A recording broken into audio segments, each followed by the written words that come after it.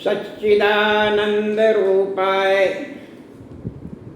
विश्वोत्पत्ति Hathaway तापत्रय विनाशाय श्री कृष्णाय वयं नुमः। जैसा कि आपके समक्ष पूर्व कार्यक्रम में हमने धर्म के 10 लक्षण बताए थे, उन 10 धर्मों को मानने वाले सनातन धर्मी बंधुओं को सादर प्रणाम। हमारे सनातन धर्म की विशेषता है कि उसमें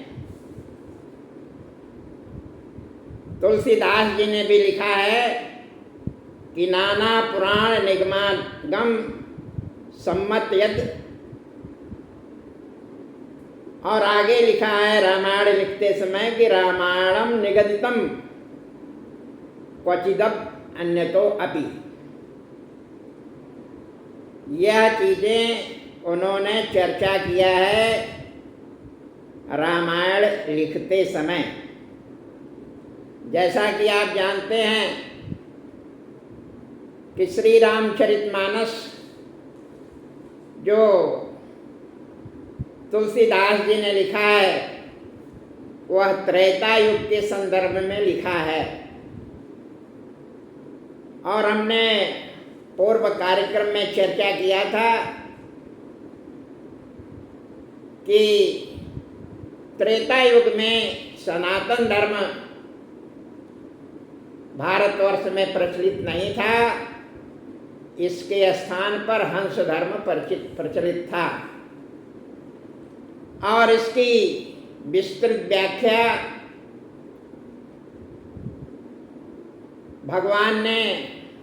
भगवान श्री कृष्ण ने अपने मुख से श्रीमद् भागवत के 11वें स्कंद के 11वें अध्याय में किया है कि उस समय त्रेता युग में हंस धर्म प्रवर्तित था। उसके पश्चात जब भारतवर्ष में द्वापर युग आया, द्वापर युग में सनातन धर्म का प्रवर्तन हुआ।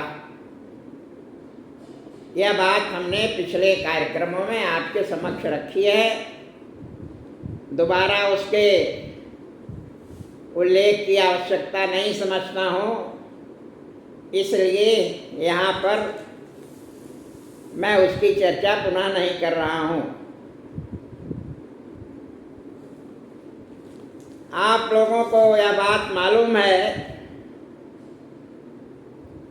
कि हमारे यहाँ वेदों के अनुसार 4 वर्ण बताए गए हैं। उसी तरह से ब्राह्मण, क्षत्रिय, शूद्र, वैश्य, ये 4 वर्ण हैं। और आश्रम बताए गए हैं, गृहस्थ वगैरह वगैरह। वानप्रस्थ, ब्रह्मचर्य, वानप्रस्थ, गृहस्थ और संन्यास की बात वर्ण व्यवस्था में आई है। आप सब लोगों के समक्ष यह बात रखना आवश्यक है कि ब्राह्मण कौन है, क्षत्रिय कौन है, शूद्र कौन है। भगवान श्री कृष्ण ने अपने मुख से गीता में कहा है कि चातुर्वर्णम मया सृष्टि गुण कर्म विभागशः। उन्होंने कहा है कि ये सारे वर्ण हमने ही बनाए हैं, खुद हमारी व्यवस्था है, लेकिन उसकी रचना हम गुण कर्म के आधार पर करते हैं। जो गुणवान है उसके गुण के अनुसार उसको वह वर्ण हम देते हैं। अब जब भगवान ने चार वर्ण की बात कर दिया और उसकी परिभाषा बता दिया, तो फिर आगे कुछ कहने की आवश्यकता नहीं है। ये जो वर्ण व्यवस्था थी, ये कर्म के आधार पर ही थी। यह जाति व्यवस्था भारतवर्ष में यवनों के आक्रमण के बाद 720 के बाद भारतवर्ष में आई और धीरे धीरे उसने जाति का रूप ले लिया और हिंदू धर्म में बहुत सारी विसंगतियां पैदा हो गई, या यूँ कहिए हमारे सनातन धर्म में बहुत सारी कमियां आई। और उन कमियों का परिणाम यह हुआ कि सनातन धर्म कई बार टूट फूट का सामना उसको करना पड़ा। इसके तमाम सारे धर्मावलंबी बौद्ध धर्म में गए, सनातन धर्म का उन्होंने विरोध किया और उनके विरोध के कारण जब भारतवर्ष में यवनों का आक्रमण हुआ तो उसमें सबसे बड़ी बात आई अहिंसा। अहिंसा परमो धर्मः। यह बात सत्य है कि हमारे वेदों में बात आई है कि अहिंसा परमो धर्मः, लेकिन यह भी बात आई है कि हिंसा जो है, हिंसा धर्मो रक्षितः। बिना हिंसा के धर्म की रक्षा नहीं हो सकती है। हमारे सनातन धर्म में धर्म की 10 लक्षण बताए गए हैं, जिसकी चर्चा हमने अपने पिछले कार्यक्रम में किया है, इसलिए बार बार उसका पुष्टिपेषण करना आवश्यक नहीं समझता हो। लेकिन यह जाति जो है यह बाद की चीज है। हमारे यहाँ वर्ण ही था, ब्रह्मम जानति सो ब्राह्मणः। जो ब्रह्म के विषय में जानता है वह चाहे जिस वर्ण का हो वह ब्राह्मण हो जाता है, और जो ब्रह्म को नहीं जानता है उसका जन्म चाहे जहाँ पर हुआ हो, जिस कुल गोत्र में हुआ हो, वह ब्राह्मण नहीं रहता। उसे ब्राह्मण की मान्यता हमारे भगवान श्री कृष्ण ने नहीं दिया है। और क्षत्रिय कौन है? क्षतम त्रायते इति क्षत्रिय। जो छत पुरुष को या छत विछत समाज की रक्षा करता है वही क्षत्रिय कहलाता है। और तमाम उपाधियां लोगों को मिली हैं। लोगों को यह समझ में आता है कि हमें जो है हमारे वर्ण के कारण यह हमें मिला है, तो मैं उस विषय में ज़्यादा न बोलते हुए इतना ही मात्र कहना चाहता हूँ कि वह सारी व्यवस्थाएं उन्हें पद के अनुसार जो बाद में हमारे यहाँ सनातन धर्म व्यवस्था के पश्चात यवनों का, अंग्रेजों का आगमन हुआ, उन्होंने उन्हें तमाम महत्वपूर्ण पद दिए और उसको वही हम मान करके बैठे हैं कि मेरी यह जाति है, जबकि यह सर्वथा अनुचित है। ऐसा न तो हुआ है और न हमारे सनातन समाज में ऐसा था। आज जैसे कोई अध्यापक हो जाता है, किसी भी वर्ण का होता है तो उसे अध्यापक कहा जाता है। उसे अध्यापक के अतिरिक्त तो कुछ नहीं कहा जाता, चाहे वह जिस जाति का हो, चाहे जिस समाज का हो। इसी तरह से जो ब्रह्म के बारे में या वेदों के बारे में अध्ययन करते थे, प्रचार करते थे, उसके विकास के लिए कार्य करते थे, उन्हें ब्राह्मण कहा गया।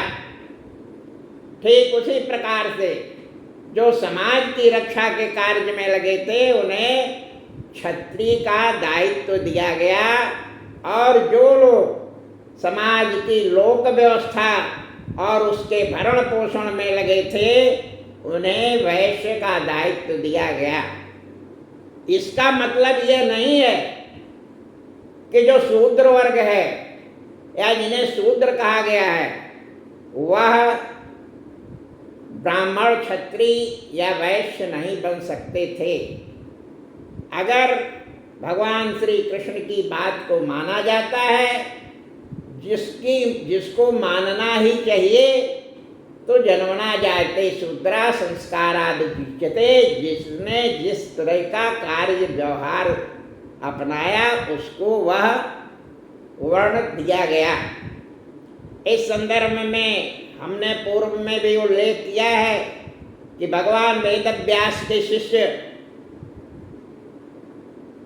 जिन्होंने प्रयागराज में भरद्वाज ऋषि को भी भगवान श्री राम की कथा सुनाई थी, ऐसे याज्ञवल्क्य मुनि, जिन्होंने अपने जो महाभारत ग्रंथ है उसमें उनका बहुत बड़ा योगदान है, और उन्होंने ही महाभारत जैसे ग्रंथ को महाभारत बनाया, क्योंकि उसके पहले जब वेदव्यास ने उसे लिखा था तो उसका नाम विजय ग्रंथ था, विजय ग्रंथ। उसके बाद जब उसमें उन्होंने और श्लोक जोड़े तो वह महाभारत बना। ऐसे ऋषि की कथा आप लोगों को हमने पूर्व में सुनाई है, आपके स्मरण हेतु पुनः सुना देते हैं कि उन्होंने एक शूद्र वर्ग के व्यक्ति को तुलाधार वैश्य बनाया था। कथा आप लोगों को मालूम है, चिड़िया की कथा, तो यज्ञ कर रहे थे, वहाँ पर चिड़िया ने वीट कर दिया, और वीट करने के बाद उन्होंने जब उस चिड़िया को देखा तो चिड़िया मर गई और गिर गई। और बाद में वह एक गृहस्थ महिला की कथा आती है और उसने बताया कि आप काशी में जाइए, वहाँ एक तुलाधार व्यक्ति, तुलाधार वधिक है, उससे जो है आप मिलिए। वहाँ पर उसके कार्य और संस्कारों को देख करके मुनि ने उन्हें तुलाधार वैश्य की संज्ञा दी थी, या उन्हें तुलाधार वर्ण की वर्ण प्रदान किया था। तमाम सारे लोगों का यह मत है कि जो यज्ञोपवीत संस्कार होता है वह केवल ब्राह्मण, क्षत्रिय और वैश्य का ही होता है। अगर उनकी बात मान लिया जाए तो जो याज्ञवल्क्य ऋषि ने तुलाधार वैश्य बनाया था वह कैसे माना जाएगा? या तो तुलाधार को जो वैश्य की पदवी दी गई थी उसका यज्ञोपवीत संस्कार नहीं हो सकता था, उसे वैश्य की या उसके कार्यों के आधार पर क्षत्रिय की या ब्राह्मण की जो पदवी दी जाती थी वह नहीं दी जा सकती थी। तो उनकी बात में हमें बहुत ही सत्यता प्रतीत नहीं होती, क्योंकि जो व्यक्ति जिस तरह का कार्य करेगा उसे वह वर्ण दिया जाएगा। जब वर्ण दिया जाएगा तो उसका यज्ञोपवीत संस्कार भी किया जाएगा। और यह कहना कि कोई भी व्यक्ति अगर 5 वर्ष से ज़्यादा का हो गया या 16 वर्ष से अधिक का हो गया तो उसका यज्ञोपवीत नहीं किया जा सकता, मैं उनके मत से सहमत नहीं हूँ। हालांकि हमारे शास्त्रों में, हमारे वेदों ने कहा है कि आनो भद्रा, जहाँ से जो भी ज्ञान आवे, अच्छा ज्ञान आवे उसको आने दो और उसका विरोध न करो। लेकिन अगर उनकी यह बात मान ली जाए कि उसका नहीं हो सकता, वह भ्रात हो गया, उसका यज्ञोपवीत नहीं हो सकता, तो यह समझ में आने वाली बात नहीं है। मेरे अनुसार उसका यज्ञोपवीत संस्कार हो सकता है और उसके लिए कुछ क्रियाएं होती हैं। अगर कहीं भ्रात हो गया है, भ्रात माने त्रुटि हो गई है, कमी हो गई है, तो उसके निवारण का भी मार्ग हमारे शास्त्रों ने ही बताया है, हमारे वेदों ने बताया है, हमारे पुराणों ने बताया है। किया कार्य करने के बाद उसका व्रत समाप्त हो जाता है और व्रत समाप्त होने के बाद यज्ञोपवीत किया जा सकता है। नित्य तमाम विद्वान यज्ञोपवीत के बारे में अपने विचार YouTube या तमाम माध्यमों से सोशल मीडिया में देते रहते हैं। उनसे उनके मत का मैं बहुत विरोध नहीं करता हूँ, लेकिन अभी हमने बताया कि तुलसीदास जी ने लिखा है कि नाना पुराण निगमागम, यह तमाम आगम और निगम दो शब्द हैं। आगम और निगम यह दोनों अलग अलग मार्ग हैं। एक शैव मार्ग है और दूसरा शाक्त मार्ग है। एक शैव मार्ग है और दूसरा वैष्णव मार्ग है। शैव मार्ग भी और वैष्णव मार्ग भी दोनों अंत में एक हुए हैं। भगवान विष्णु जो हैं वो शिव की पूजा करते हैं और शिव जो है भगवान विष्णु की पूजा करते हैं। शैव मत के अनुसार जो है पार्वती जी को भगवान शिव ने तंत्र विद्या बताई थी कि इस तरह से करने से यह फल होता है। इस विषय में आप सब लोगों के समक्ष तमाम बातें आ चुकी हैं। शिव के इस मुख से इस तरह की विद्या आई है और जब उनका पश्चिम तरफ मुख दे करके पार्वती को ज्ञान देते हैं तो इस तरह की बात आती है, इस तरह की विद्या आती है। यह सारी बातें आप लोगों के जानकारी में है, उस पर मैं बहुत बात नहीं रखना चाहता। यज्ञोपवीत में देखने में तो 3 सूत्र होते हैं। अब 3 सूत्र होते हैं, उसमें जो है गांठ होती है, ब्रह्म गांठ होती है, फिर गोग्राठ होती है। गो माने इंद्री, ब्रह्म माने ब्रह्म। ब्रह्म का मतलब है वेद ज्ञान, और उसमें जो है 9 धागे भी होते हैं। जो 3 धागे हैं, 3 सूत्र हैं, वो 3 मिला करके 9 बनते हैं। तो 9 सूत्र का मतलब होता है कि हमारे जो 9 ग्रह हैं,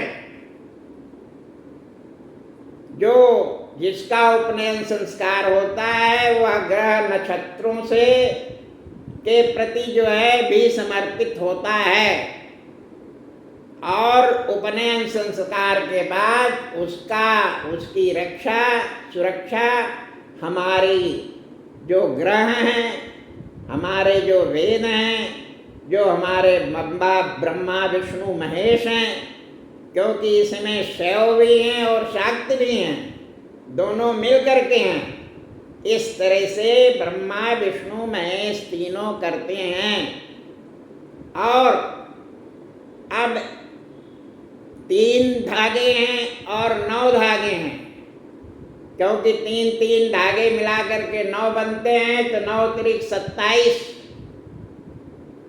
जो यज्ञोपवीत धारण करता है उसको 27 जो नक्षत्र हैं वे भी उसकी सुरक्षा करते हैं। ये तांत्रिक विद्या है, ये आगम, ये जो है भगवान शिव की जो तंत्र विद्या है उसके हिसाब से है। तो हमारे जो ग्रह हैं, हमारे जो 9 ग्रह हैं और 27 नक्षत्र हैं, वे भी रक्षा करती हैं। अब इसमें गो गांठ है, गो माने इंद्री।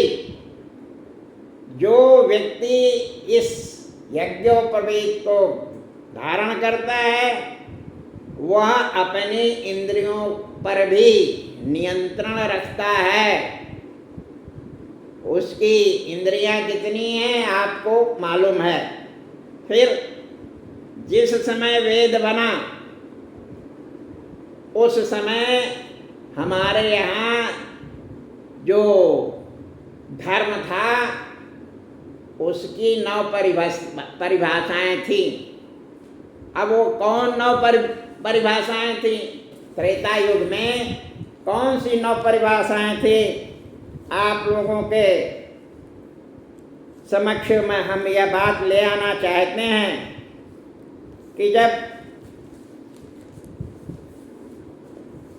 परशुराम भगवान का और श्री राम चंद्र जी का सामना हुआ था मिथिला में, तो भगवान श्री राम ने उनसे कहा था कि देव एक गुण धनुष हमारे और 9 गुण परम पुनीत तुम्हारे। उनसे उन्होंने कहा था कि आपके पास 9 गुण हैं, क्योंकि आप जो है वो सूत्रधारी जनेऊधारी हैं, आपके पास 9 गुण हैं। यह त्रेता युग की बात है। त्रेता युग में अभी हमने आपसे बताया कि धर्म के 9 लक्षण बताए गए थे। अब वो 9 लक्षण कौन से थे उसकी भी चर्चा कर देना आवश्यक समझता हूँ। सम, दम, तप, शौच, क्षमा, सरलता, ज्ञान, विज्ञान और आस्तिकता, यह 9 थे। और बाद में जो है जब भगवान श्री राम और परशुराम का प्रकरण हुआ तो प्रकरण के बाद उसमें जो सबसे बड़ा तत्व पाया गया वह थी क्रोध, अक्रोध। हमारे 10 धर्म के जो लक्षण हैं उसमें 10वां जो है वो अक्रोध बताया गया। लेकिन यह बात कब आई? जब हमारे यहाँ मनु महाराज ने धर्म की व्याख्या की। इसके पहले हमारे यज्ञोपवीत में जो है वह 9 ही था। हमारे जो धर्म की परिभाषा थी उसमें 9 लक्षण बताए गए थे। लेकिन जब भगवान परशुराम के व्यवहार से असुविधा हुई या लोगों ने समझा कि यह बात जो है क्रोध जो उनमें था उस क्रोध को जो है वहाँ पर लाया गया, तो भगवान या मनु महाराज ने कहा है कि इसमें एक बात और जुड़ जानी चाहिए कि व्यक्ति को का क्रोध जो है पाप, क्रोध जो है वो पाप का मूल है। इसलिए क्रोध भी अक्रोधा, अक्रोध को भी धर्म के 10 लक्षणों में मैंने एक गुण धर्म का और बढ़ा दिया गया। तो यह बात आई कि ये जो यज्ञोपवीत है उसको जो है ऐसा नहीं है कि केवल जो ब्राह्मण क्षत्रिय वैश्य हैं उन्हीं को दिया जा सकता है और इतनी उम्र तक दिया जा सकता है, उसके बाद व्रात हो जाता है। अगर कोई शूद्र अपने कर्म के आधार पर, अपने परिश्रम के आधार पर, अपने आचरण के आधार पर, अपनी योग्यता के आधार पर अपना मान समाज में बढ़ा लेता है, वो क्षत्रिय वर्ग में आ जाता है, ब्राह्मण वर्ग में आ जाता है, तो क्या उसका यज्ञोपवीत नहीं होना चाहिए? उसका भी यज्ञोपवीत ठीक ब्राह्मण, क्षत्रिय और वैश्य की तरह से होना चाहिए। यही जो है हमारे समाज की मान्यता रही है। बीच के कालखंडों में लगभग 2000 ईस्वी के आसपास से ये सारी भ्रांतियां और ये सारे दुर्गुण समाज में आए हैं और इसका परिणाम पूरे समाज को भोगना पड़ रहा है। वर्ग संघर्ष और वर्ग मनोमालिन्य का वातावरण केवल इस भावना के नाते हुआ है। उसके अनेकों कारण हैं, हम उस कारण में न तो जाना चाहते हैं और न तो आप लोगों को उसमें उलझाना चाहते हैं। बस हमने आप लोगों के समक्ष यह बात रखी है कि अगर कोई प्रात हो जाता है और उसकी अवस्था 16 वर्ष से अधिक हो जाती है तो उसको भी हमारे शास्त्रों में यह विधान है कि गोदान कराने के बाद, गोदान के बाद उसका जो ये व्रात का प्रायश्चित है वो उसका प्रायश्चित हो जाता है, उसे कराया जा सकता है। अब बात आई कि पिछली बार हमने आपको बताया था कि हमारी वैदिक शिक्षा के कारण, वैदिक शिक्षा के कारण हमारी समाज की किस तरह से प्रगति थी। लेकिन वैदिक शिक्षा छोड़ने के बाद हमारी न्याय व्यवस्था में, हमारी शिक्षा व्यवस्था में, हमारे आयुर्वेद में, हमारे ज्योतिष शास्त्र में या अन्य जो 16 कलाओं की विद्या थी या 14 तरह के ज्ञान थे या 14 तरह की शिक्षाएं थी, उसमें किस तरह से गिरावट देखने को मिली है, उस विषय के बारे में बहुत अब दोबारा नहीं कहना चाहते। हम जो हैं पिछले कार्यक्रम में आप लोगों के समक्ष बात जो है श्रीमद् भागवत के प्रथम स्कंद के प्रथम और द्वितीय अध्याय के बारे में हिंदी और संस्कृत दोनों में रखा था। आज हम आप लोगों के सामने अपने उस कार्यक्रम को आगे बढ़ाते हुए पहले हिंदी में श्रीमद् भागवत के प्रथम स्कंद के तृतीय स्कंद से तृतीय अध्याय से अपना वाचन प्रारंभ कर रहे हैं। इसके पहले का वाचन हमने पिछले वीडियो में संस्कृत और हिंदी दोनों किया है। उसमें जो है आप उसको देख करके चीज़ों को जो है वो सुन सकते हैं।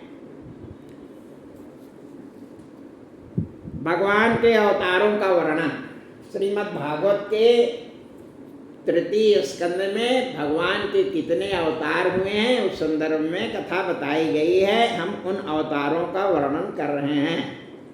सूत जी ने कहा है, महर्षियों, भगवान सृष्टि के आज में विश्व रचने की अभिलाषा से महत तत्व अहंकार और 5 तन्मात्राओं से स्पर्श, शब्द, रूप, रस और गंध से संपन्न हुए तथा इसमें 5 ज्ञानेंद्रिय, 5 कर्मेंद्रियां और मन, पृथ्वी आदि 5 महाभूत, ये 16 कलाएं उपस्थित थी।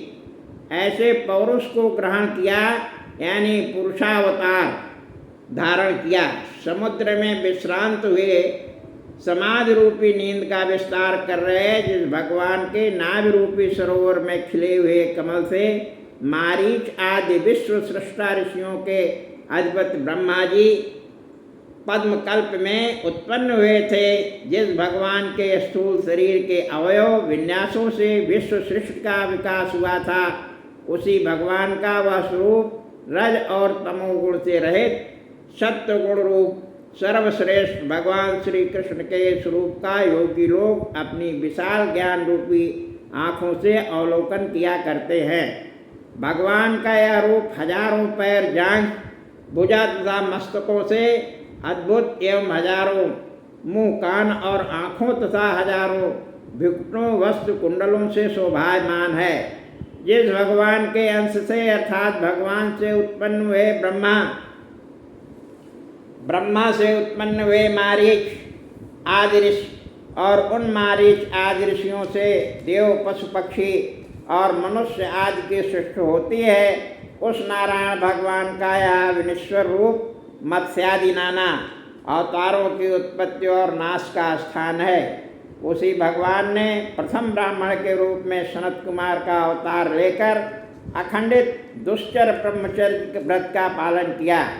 उस यज्ञेश्वर भगवान ने इस विश्व की उत्पत्ति के लिए हिरणाक्ष और पातालपुरी में पहुंचाई गई पृथ्वी के उद्धार की अभिलाषा से दूसरा 12 रूप अवतार धारण किया।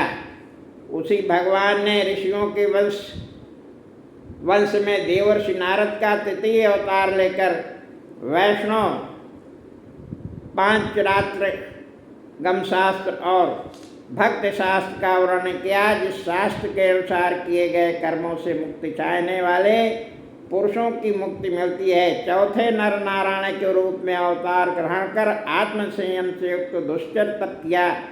पांचवा सिद्धेश्वर कपिल मुनि का अवतार लेकर उस भगवान ने समय के प्रभाव से इधर उधर बिखरे हुए सांख्य शास्त्र का, जिसमें तत्वों के समूह का निश्चय किया है, असुर का उपदेश दिया। तुम्हारे सदस्य मेरे पुत्र हो। जैसा अनुसुईया के भगवान से वर मांगने पर भगवान ने छठे अवतार में अत्रिपुत्र दत्तात्रेय होकर राजा अलर्क और प्रहलाद आदि का आत्मविद्या का उपदेश दिया। इसके पश्चात रुचि की आकृति नामावली स्त्री के गर्भ से भगवान का 7वां यज्ञ नामक अवतार हुआ। उस यज्ञ ने अपने ही लड़के याम आदि देवताओं के साथ स्वयंभू मनवंतर की रक्षा की। अष्टम अवतार में भगवान ने राजा नाग की धर्मपत्नी मेरु देवी को उधर से ऋषभावतार लेकर सब आश्रमों से पूजित परम हंस योगियों का मार्ग दिखलाया। ये जो धीर के सेवन योग्य हैं, ऋषियों के बहुत प्रार्थना करने पर भगवान ने राजा पृथु नामक नवा अवतार ग्रहण किया। गोस रूप इस पृथ्वी से दुग्ध रूप में सकल औषधियों का दोहन किया। हे ब्राह्मणों, इस पृथ्वी रूपी गाय को दुहने से यह अवतार सब अवतारों में से अत्यंत मनोहर है। इसी तरह भगवान ने चाक्षुष नामक मनवंतर में सब समुद्रों को के एक में मिल जाने पर जैसे वे प्रलय काल में मिलते हैं, मत्स्य का रूप ग्रहण किया और 9 रूपी पृथ्वी में राजा शत्रुवत को बैठाकर उनकी रक्षा की, जो आगे चलकर वैवस्वत मनु हुआ। सर्वव्यापक उसी भगवान ने सुर और असुरों के समुद्र का मंथन करते समय 11वें अवतार में कच्छप बनकर मंदराचल पर्वत को अपनी पीठ पर धारण किया। 12वां धन्वंतरी का अवतार लेकर उस भगवान ने देवताओं को अमृत का कलश लाकर दिया और 13वें अवतार में मोहिनी स्त्री का रूप धारण करके दैत्यों को मोहित कर देवताओं को अमृत का पान कराया। 14वीं नारसिंह अवतार लेकर भगवान ने के वरदान के कारण अजय बने उस दैत्य को राजा हिरण्यकश्यपु की छाती भगवान ने उस तरह फाड़ डाली जिस तरह चटाई बनाने वाला गांठ रहित तृण। भगवान 15वां वामना अवतार लेकर राजा बल के यज्ञ में पहुँचे। वहाँ उनका सब कुछ ले लेने की चाह से सिर्फ 3 डग जमीन की भिक्षा मांगी और राजा बल ने हिचकिचाहट के 3 डग जमीन नाप लेने की स्वीकृति दे दी। उस 3 डग में बलि का सर्वस्व हर कर स्वर्ग का राज इंद्र को दे दिया। 16वें अवतार में अर्थात परशुराम अवतार में भगवान ने राजाओं को ब्रह्मदेशी देकर कुपित हो इस पृथ्वी को 21 बार क्षत्रियों से शून्य कर शाखाएं तैयार कर दिया। 17वें अवतार में पराशर के वीर से सत्यवती के पेट से व्यास रूप से उत्पन्न हुए भगवान ने इन पुरुषों में अधिक बुद्धि नहीं है, यह देखकर वेद रूपी वृक्ष की अनेक शाखाएं तैयार की। इसके अनंतर 18वें अवतार में पुरुषोत्तम श्री रामचंद्र जी का रूप धारण कर देवताओं के कार्य संपादन की अभिलाषा से समुद्र बंधन आदि पराक्रमों से भरे हुए अनेक आश्चर्यजनक कार्य किए। 19वें और 20वें अवतार में यादवों के वंश में भगवान ने बलराम और श्री कृष्ण रूप में जन्म लेकर पृथ्वी का बोझ उतारा। उसके बाद कलयुग के उपस्थित होने पर देवताओं के द्वेषियों को मोहित करने के लिए कीकट देशों में यानी गया के प्रदेशों में भगवान अजन के पुत्र बुद्ध नाम से विख्यात होंगे। तत्पश्चात कलयुग की संधि में अपनी प्रजा की संपत्ति का अपहरण करने के लिए जबकि राजा लोग चोरों के समान आचरण करने लगेंगे, तब विश्व भावन भगवान कल की नाम से विष्णु यश नामक ब्राह्मण के घर जन्म लेंगे। हे ब्राह्मणों, जिस प्रकार गहरे तालाब से जिसका जल कभी कम नहीं होता छोटी छोटी नालियां हजारों की संख्या में निकलती हैं, उसी प्रकार सत्वगुण सागर ही हरि से असंख्य अवतार प्रकट हुआ करते हैं। नारद आदि ऋषि स्वयंभू प्रवृत्त मनु ब्रह्मादिदेव महातेजस्वी मन के पुत्र तथा कश्यप आदि प्रजापति, ये सब भगवान हरि की कला अवतार विशेष हैं। ये सब तो परमेश्वर के कोई एक अंश हैं और कलयुग विभूतियों से संपन्न है, लेकिन कृष्ण भगवान तो साक्षात नारायण ही हैं। वे सब अवतार प्रत्येक युवा में दैत्यों की परिपीड़ित लोगों को सुखी बनाते हैं। जो मनुष्य प्रातः और सायंकाल पवित्र होकर भगवान के अधिरहस्य जन्म कलाओं का भक्त से पाठ करता है और संसार के दुख से छुटकारा पा जाता है। चिदेकरस जीव का यह स्थूल शरीर भगवान की जो माया है, जिसके महदात रूप गुणों से अपने में विरचित है, अज्ञानियों ने वायु के आश्रय से रहने वाले मेघों के समूह को जैसे आकाश से आरोप किया है, अथवा जैसे धूलि का आरोप वायु ने में किया है, वैसे ही आत्मा और दृष्टांतादि धर्म वाले शरीर का आरोप किया है। किंतु उन अज्ञानियों ने इस स्थूल शरीर से भिन्न एक दूसरे शरीर का भी आरोप किया है, जो सूक्ष्म है, क्योंकि हाथ पैर आदि अवयवों के परिणामों से अपरिगत सत्वादि गुणों से विरचित है। तात्पर्य यह है कि आकार विशेष से रहित होने के कारण वह अति सूक्ष्म है, कारण कि आज तक न तो वह आँखों से देखा गया है और न कानों से सुना गया है। जो कोई वस्तु आकार विशेष से युक्त रहती है, वह हम लोगों की भांति अवश्य दिखाई देती है, यह इंद्रादि की भांति सुनाई देती है, परंतु वह वैसा नहीं है। जो वस्तु न तो आँखों से दिखाई देती है और न कानों से सुनी जाती है, ऐसे उस सूक्ष्म वस्तु के अस्तित्व में तो आप संदेह नहीं कर सकते, क्योंकि वह जीव की उपाधि से विभूषित है। जीवो जीवेन निर्मुक्तो जीवम विहाय इत्यादि स्थानों में जीवोपाधि में लिंग देह में जीव शब्द का प्रयोग होने से वह जीव की उपाधि से विभूषित है। भोग का घर होने के कारण इस स्थूल शरीर को ही जीव की उपाधि से विभूषित क्यों नहीं करते। एक लिंग देहात्मक सूक्ष्म शरीर को जीव उपाधि से अलंकृत करने की क्या आवश्यकता है, ऐसा संदेह आप नहीं कर सकते, क्योंकि बार बार उसका जन्म हुआ करता है। क्योंकि अविद्या से आत्मा में कल्पित है, इसलिए जब ये स्थूल और सूक्ष्म शरीर दोनों श्रवण मनन आदि भक्त से उत्पन्न विद्या द्वारा स्वरूप के यथार्थ ज्ञान से निषिद्ध हो जाते हैं, तब यह जीव ज्ञानैक स्वरूप हो जाता है। परमेश्वर की यह माया संसार रूप से खेल खेल रही है। भगवान की दया से ही यदि कहीं शांत होकर विद्या रूप से प्रवृत्त हो जाती है, अर्थात जब तक अविद्या रूप आवरण और विक्षेप करती रहती है, तब तक उपरत नहीं होती, परंतु जब वही विद्या रूप से परिणत हो जाती है, तब स्थूल और सूक्ष्म अपनी दोनों उपाधियों से को जलाकर बिना लकड़ी की अग्नि के समान शांत हो जाती है। इसके बाद वह जीव ब्रह्म रूप को प्राप्त हो जाता है, वह तत्वज्ञानियों ने कहा है, और उस ब्रह्म स्वरूप को प्राप्त कर वह जीव अपने परमानंद स्वरूप में शोभित होने लगता है।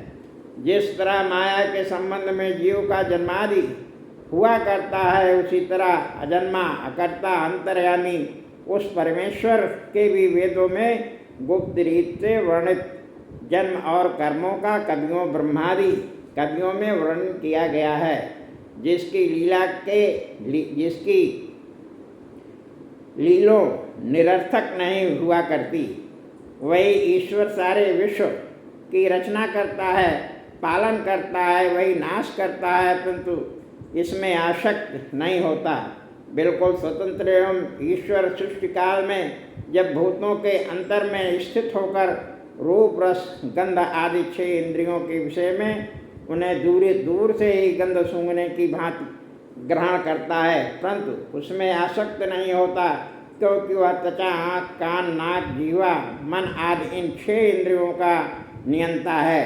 अपने मन से रूपों और वचनों से नामों का भली भांति विस्तार कर रहे उस जगत कर्ता ईश्वर की लीलाओं को भगवान की भक्ति न करने वाला कोई भी कुबुद्धि पुरुष तर्कादि के कौशल से उस तरह नहीं जान सकता जिस तरह जादूगर ही की करतूत को अज्ञानी। परंतु जो भक्त निष्कपट भाव से निरंतर अनुकूल वृत्ति से यानी सेवा से भगवान के चरण कमलों की गंध का सेवन करता है, वह दुरंत वीर विश्वकर्ता परमेश्वर भगवान श्री कृष्ण का स्वरूप जानता है। हे ऋषियों, आप लोग धन्य हैं, कृतार्थ हैं, क्योंकि इस तरह प्रश्नों से आप लोगों ने अपनी मनोवृत्ति अनन्य भाव से सब लोगों के स्वामी भगवान वासुदेव में अर्पित कर दी। जिस भाव से उदित होने पर मनुष्य फिर भयंकर जन्म मरणादि के चक्कर में नहीं पड़ता, सर्व वेद तुल्य भागवत नामक पुराण की रचना भगवान वेदव्यास ने की है। इसमें पूर्ण कीर्ति भगवान श्री कृष्ण का चरित्र वर्णन है। यह परम पूजनीय कल्याण का घर और धन का खजाना है। सब वेदों और इतिहासों में सार पदार्थ का यह सार अर्थात निचोड़ है।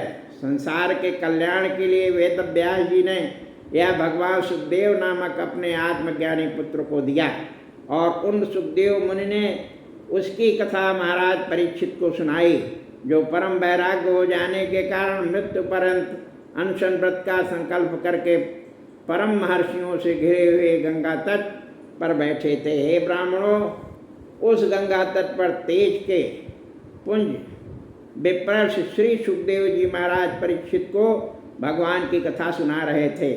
मैं पहुंचा और उनके अनुग्रह से वहीं बैठ गया। वहाँ पर जैसा श्री सुखदेव मुनि से संक्षेप में मैंने अध्ययन किया, वह अपनी बुद्धि के अनुसार आप लोगों को विस्तार पूर्वक कहता हूँ।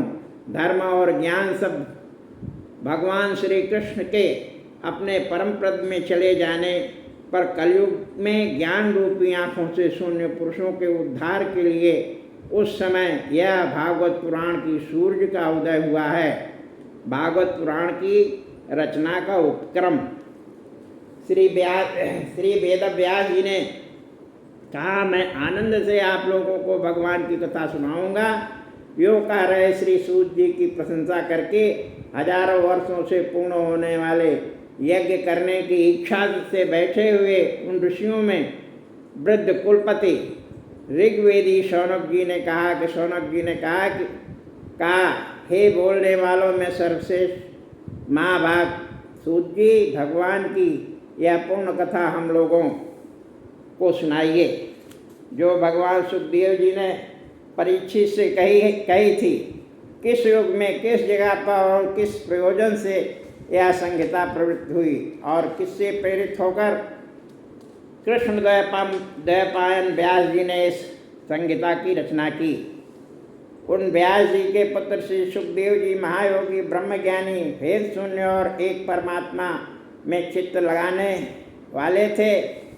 या निशा सर्वभूतानाम तस्याम जगति संयमी इस स्मृति के अनुसार उद्बुद्ध होकर संसार में लोगों से छिपकर विचरण किया करते थे, जिससे ज्ञात होता कि वह बिल्कुल मूर्ख हैं।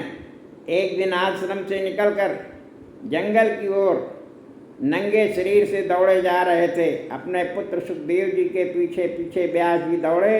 रास्ते में एक तालाब में अप्सराएं नंगी स्नान कर रही थीं। उन लोगों ने व्यास जी को देखा तो मारे शर्म के अपने अपने कपड़े पहन लिए, लेकिन आगे आगे नंगे दौड़े जा रहे सुखदेव जी मुनि को देखकर कपड़े नहीं पहने। यह देखकर व्यास जी ने उन सबों को से कारण पूछा तो उन्होंने उत्तर दिया कि भगवान आपकी भेद भरी दृष्टि है, अर्थात यह स्त्री है और यह पुरुष है, ऐसी आपकी दृष्टि है, लेकिन पवित्र दृष्टि वाले आपके लड़के की दृष्टि भरी नहीं है। यही कारण है कि हमने उन्हें देखकर कपड़े नहीं पहने। ऐसे उन्मत्त गूंगे और जड़ की भांति पहले पूर्व और जांगल नामक देश में पहुंचकर उनके बाद हस्तिनापुर में विचरण कर रहे उनको वहाँ के नागरिकों ने कैसे पहचाना है? सूत जी, यूँ पागल की तरह भटक रहे सुखदेव मुनि के साथ पांडवों के वंश में उत्पन्न राजर्षि परीक्षित की बातचीत कैसे हुई? जहाँ वह भागवत संहिता उत्पन्न हुई। माँ बाप सुखदेव मुनि गृहस्थों के घर इतनी देर ठहरते थे जितना समय गाय धोने में लगता है, और वह भी भिक्षा के लिए नहीं किंतु उसका घर पवित्र करने के लिए। अतः इस प्रकार का पुरुष वहाँ वक्ता है। यह कर्म आश्चर्य की बात है। सूत जी, अभिमन्यु के पुत्र राजा परीक्षित को भागवत भक्तों में सर्वश्रेष्ठ कहते हैं। उनके आश्चर्यजनक जन्म और कर्मों का हम लोग से वर्णन कीजिए। पांडवों की मर्यादा बढ़ाने वाला चक्रवर्ती वह राजा परीक्षित अपने साम्राज्य की सारी संपदाएं छोड़कर गंगा के तट पर किस लिए मरण पर्यंत अनशन व्रत का संकल्प करके बैठा रहा?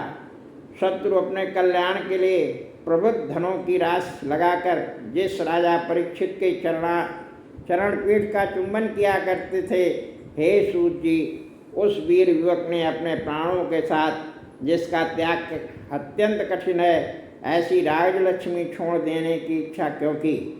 जो पुरुष भगवत भक्त में तत्पर रहते हुए वे लोग के कल्याण, समृद्धि और ऐश्वर्य के लिए जीवन धारण करते हैं, न कि अपने स्वार्थ के लिए, ऐसी स्थिति में उस राजा ने विरूप हो दूसरे के आश्रयभूत होकर शरीर क्यों छोड़ा? इसलिए हे सूत जी, हमने आपसे जो कुछ प्रश्न किए उन सब के उत्तर हमें दीजिए, क्योंकि ब्राह्मण, क्षत्रिय और वैश्य इन वर्णों में अलग रहने के कारण वेदों को छोड़कर अनंत अर्थात लोक विषय में भी हम आपकी परंपरा समझते हैं। सूत जी ने कहा कि तृतीय युग में समाप्ति काल में द्वापर आने पर भगवान की कला रूप में पराशर मुनि के वीर से सत्यवती में योगी व्यास जी उत्पन्न हुए। वे एक दिन सरस्वती नदी के पवित्र जल में स्नान करके संध्यादि नित्य कर्मों से निवृत्त होकर रवि मंडल के उदित होने पर एक विविक्त देश में अर्थात बदरिकाश्रम में बैठे हुए थे। भूत और भविष्य के ज्ञाता अमोघ दृष्टि वाले ऋषि व्यास जी अप्रत्यक्ष वेग वाले काल द्वारा किए गए प्रत्येक युग में पृथक पृथक रहने वाले युग धर्मों का परस्पर सांकर देखकर पृथ्वी पर प्रत्येक युग में भौतिक शरीर आदि के कालकृत शक्ति का हास आदि देखकर एवं श्रद्धा की धैर्य शून्य मंद बुद्धि अल्पाय और भाग्यहीन पुरुषों को दिव्या दृष्टि से देखकर उन विषय की चिंता करने लगे जो सब वर्णों और आश्रमों का हितकारक था। इसके बाद धातुहोत्र वैदिक कर्म को प्रजाओं की शुद्ध करने वाला देखकर यज्ञ बराबर होते रहे, इनका विच्छेद न हो, इसलिए एक ही वेद की 4 शाखाएं कर डाली। पृथक किए गए वेद के 4 नाम हैं ऋग, यजु, साम, अथर्व, और इतिहास तथा पुराण 5वां वेद कहलाता है। ऋग्वेद का अध्ययन करने वाले पैल ऋषि हुए। मामका साम का गान करने वाले जैमिनी और वैशंपायन ही अकेले यजुर्वेद में निष्णात थे। सुमंतु नामक क्रूर स्वभाव वाले मुनि अथर्ववेद के ज्ञाता थे। इतिहास और पुराण के ज्ञाता मेरे पिता रोमहर्षण थे। इन ऋषियों ने भी अपने अपने वेदों के अनेक तरह से विभाग कर डाले तथा आगे चलकर उनके शिष्य की परंपरा से उन वेदों की अनेक शाखाएं हो गई। जिन वेदों को पहले अति मेधावी पुरुष धारण किया करते थे, उन्हीं वेदों को अल्प बुद्धि वाले पुरुष जिस तरह धारण कर सकें, ऐसा विचार करके दीनदयाल भगवान श्री व्यास जी ने वेदों का विभाग कर डाला। स्त्री शूद्र द्विज बंधुओं को ब्राह्मण क्षत्रिय और वैश्यों में जो पतित है उनको वेदों के श्रवण का अधिकार नहीं है। कर्म रूप से के साधन में जो मूढ़ हैं, यानी कर्म करके कल्याण प्राप्त नहीं कर सकते, उन स्त्री शूद्रादिकों का इसी प्रकार से कल्याण हो। इस अभिप्राय से उन लोगों के ऊपर कृपा कर भगवान व्यास मुनि ने महाभारत की रचना की। परंतु ब्राह्मणों इस तरह लगातार दिन रात प्राणियों के कल्याण में तत्पर हुए व्यास जी का हृदय जब किसी तरह के भी कार्यों से संतुष्ट न हो सका, तब सरस्वती के किनारे खिन्न हृदय उन धर्मविद ने पवित्र एकांत स्थान में बैठकर मुझे शांति नहीं मिल रही है, इसका क्या कारण है, यूँ तर्क करते हुए अपने मन में कहा कि नैष्ठिक ब्रह्मचारी बनकर मैंने निष्कपट बुद्धि से वेद, गुरु और अग्नि की पूजा की तथा उनकी आज्ञाओं का भली भांति पालन किया। महाभारत के बहाने मैंने वेदों का अर्थ खोल दिखा दिया। जिस महाभारत में स्त्री शूद्रादि सभी अपना अपना धर्म भली भांति देख रहे हैं, तथापि मुझे दुख के साथ कहना पड़ता है कि मेरे देह के अंदर स्थित यह जीवात्मा वस्तु परिपूर्ण एवं ब्रह्मता तेजस्वियों में अतिश्रेष्ठ होता हुआ भी अपनी सरल स्वरूप के साथ तादात्म भाव को न प्राप्त हुआ सा प्रतीत हो रहा है। अथवा मैंने क्या विस्तार पूर्वक भागवत धर्मों का निरूपण नहीं किया, क्योंकि वे भागवत धर्म परमहंसों को प्रिय तो है ही, भगवान अच्युत को भी अत्यंत प्रिय है। यूँ अपने आत्मा को तुच्छ समझकर खिन्न हो रहे कृष्णद्वैपायन के पूर्व कथित आश्रम में कहीं से घूमते हुए नारद मुनि आ पहुँचे। नारद जी आ गए, यह जानकर सहसा उठकर व्यास मुनि ने देवताओं से पूजित नारद को की विधिवत पूजा की। अभी आप लोगों के समक्ष हमने श्रीमद् भागवत के द्वितीय प्रथम स्कंद के चतुर्थ अध्याय का वाचन किया। अब हम आपके समक्ष श्रीमद् भागवत के पंचमों अध्याय प्रथम स्कंद के पंचमों अध्याय का वाचन हिंदी में कर रहे हैं। उसके पश्चात जो है, जब इसको पूर्ण कर लेंगे हिंदी में, तब संस्कृत में वाचन करेंगे। सूत जी ने कहा, हे ऋषियों, इसके बाद हाथ में बीड़ा लिए हुए सुख से बैठे मुस्कुरा रहे यशस्वी देवर्षि नारद के समीप में आसन अलंकृत किए हुए विप्पर्षि वेदव्यास जी से प्रसन्न मुख से कहना आरंभ किया। नारद जी ने कहा, हे महाभाग पराशर पुत्र व्यास जी, आपका शरीर अभिमानी आत्मा क्या इस शरीर से संतुष्ट हो रहा है, या मनो अभिमानी आत्मा क्या उस मन से संतोष पा रहा है।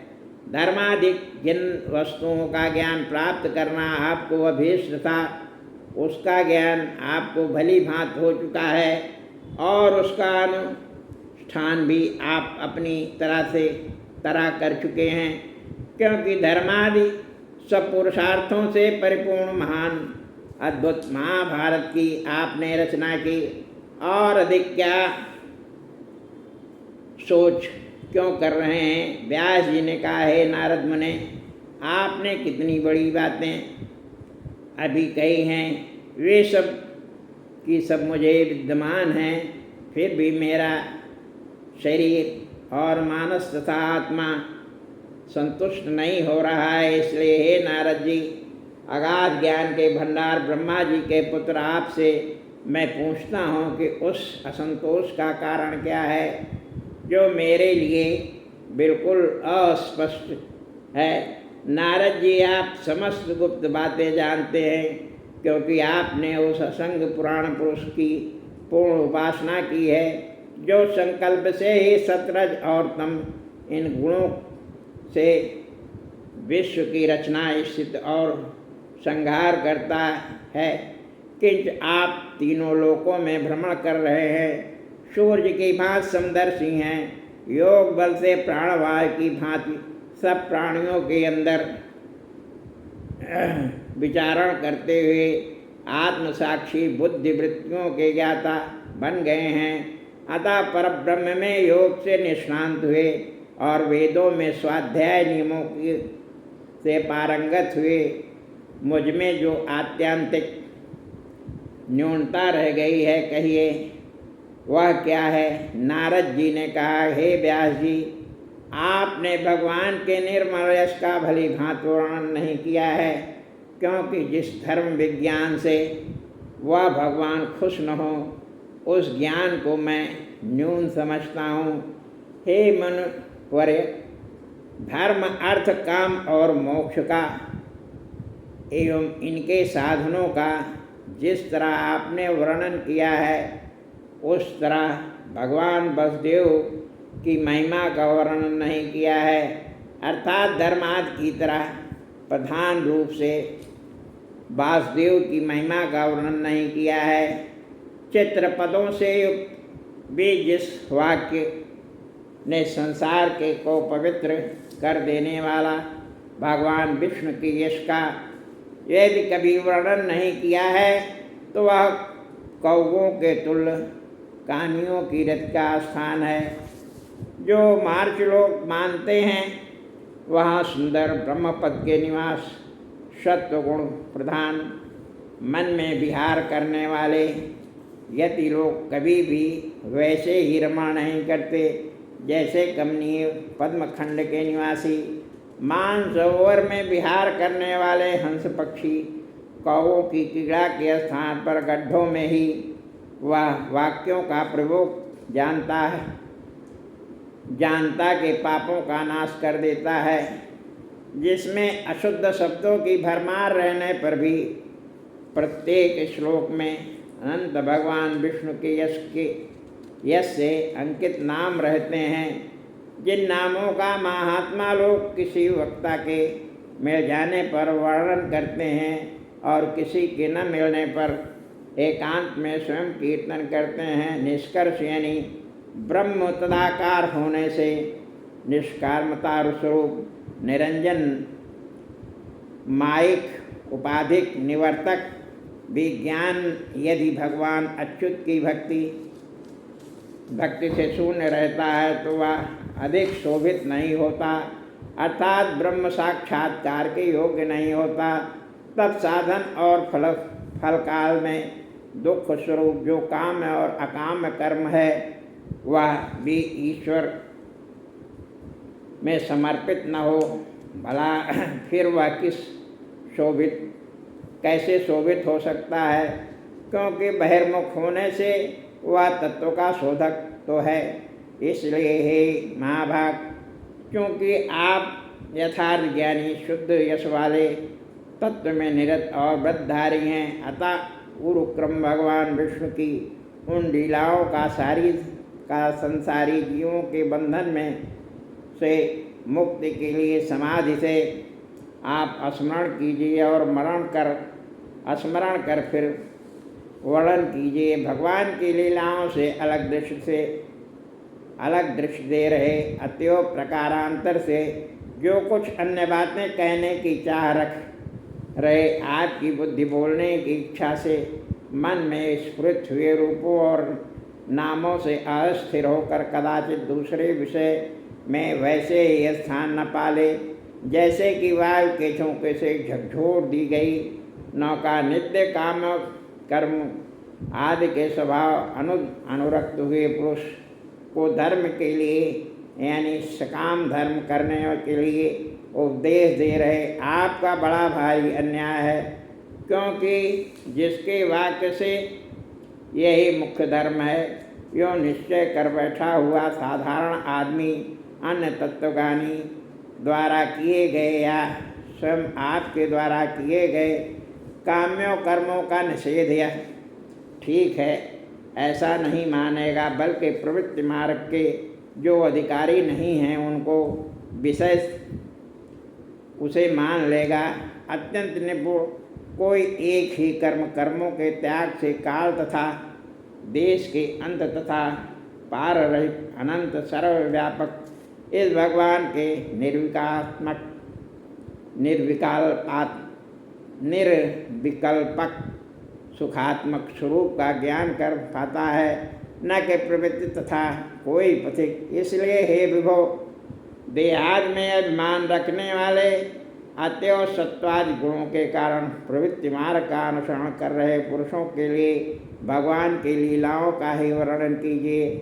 अपना धर्म छोड़कर भगवान के चरण कमलों की सेवा कर रहा पुरुष अपरिपक्व ही कदाचित मर जाए, भगवान के चरण कमलों की सेवा से भ्रष्ट हो जाए या भ्रष्ट होकर किसी नीच यौन में पैदा हो जाए, तो भी भक्ति रसिक उस पुरुष का भक्ति रस और वासना में वासित होने का से क्या अमंगल हो सकेगा? कभी नहीं।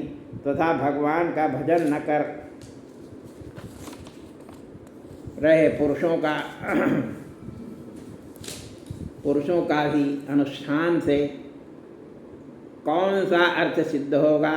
बुद्धिमान पुरुषों को उसी की प्राप्ति के लिए अधिक यत्न करना चाहिए, जिसे स्थावर से लेकर ब्रह्म पर्यंत की योनियों में भटक रहे जीव प्राप्त नहीं कर पाते। वह विश्व विषय सुख को नरकादि जगहों में भी गंभीर वेग वाले काल की महिमा से पूर्व कर्मों के द्वारा यूँ ही प्राप्त होता रहता है, जैसे बिना प्रयत्न के दुख। भगवान मुकुंद की सेवा करने वाला पुरुष कभी किसी तरह कुयोन में पहुंचकर भी केवल कर्म में निष्ठा रखने की तरह संसार में बार बार नहीं आएगा, क्योंकि भक्तिरस से बसीभूत हुआ वह प्राणी वहाँ पर भी भगवान मुकुंद के चरणों का आलिंगन कर स्मरण कर फिर उसे छोड़ने की इच्छा न करेगा, जिससे विश्व की उत्पत्ति स्थित और नाश होते रहते हैं। यह सब विश्व भगवद रूप ही है तथा वे ईश्वर इस विश्व के पृथक अर्थात ईश्वर के प्रत्यक्ष प्रियंश पृथक नहीं हैं, लेकिन ईश्वर तो इस प्रपंच से अलग ही है। उसे तो आप स्वयं समझते हैं, तथापि मैंने आपसे केवल एक इशारा कर दिया। हे अमोघ दृष्टि वाले व्यास जी, आप स्वयं अपने को समझ लीजिए। आप जन्म रहित होते हुए भी विश्व के परम पुरुष परमात्मा के अंशरूप से उत्पन्न हुए हैं। इसलिए भगवान विष्णु के पराक्रम का खुद खूब वर्णन कीजिए। पुरुष के तप, स्वाध्याय, सुंदर यज्ञ, वेद और अंग रूप विशेषोक्ति तथा ज्ञान और दान धर्म का यही एक नित्य फल है, जो भगवान श्री कृष्ण के गुणों का वर्णन करता है। हे व्यास जी, मैं पूर्वजन्म के वेदवादी ऋषियों की किसी दासी के पेट से पैदा हुआ था। जब मैं अभी बच्चा ही था, तभी मेरी माँ ने वर्षा ऋतु में एक जगह निवास करने की इच्छा कर रहे योगियों की सेवा में मुझे नियुक्त कर दिया। यद्यपि वे मुनि लोग किसी व्यक्ति विशेष के ऊपर अधिक प्रेम दर्शाने वाले नहीं थे, तथापि चांचल्य रहित जितेंद्रिय खेल कूद में मनोयोग न देने वाले, सेवा में सदा लगे रहे, अनुकूल बर्ताव रखने और थोड़े बोलने वाले मुझ बालक के ऊपर उन्होंने बड़ी कृपा की। मैं उन ब्राह्मणों की आज्ञा से पात्रों में लगा हुआ जूठा अन्न केवल एक बार खाता था, उससे मैं बिल्कुल निष्पाप हो गया। इस तरह उनकी सेवा में लगे रहे विशुद्ध चित्त वाले मेरी उन लोगों के धर्म में यानी भगवत भजन में अभिरुचि उत्पन्न हो गई। व्यास जी वहाँ प्रतिदिन भगवान श्री कृष्ण का गुणगान कर रहे। उन यातियों की दया से मैं भगवान की मनोहर कथाएं सुनता रहा। यो बराबर उन कथाओं का श्रद्धा से श्रवण करता रहा। मेरी प्रियस भगवान में अभिरुचि बहुत बढ़ गई।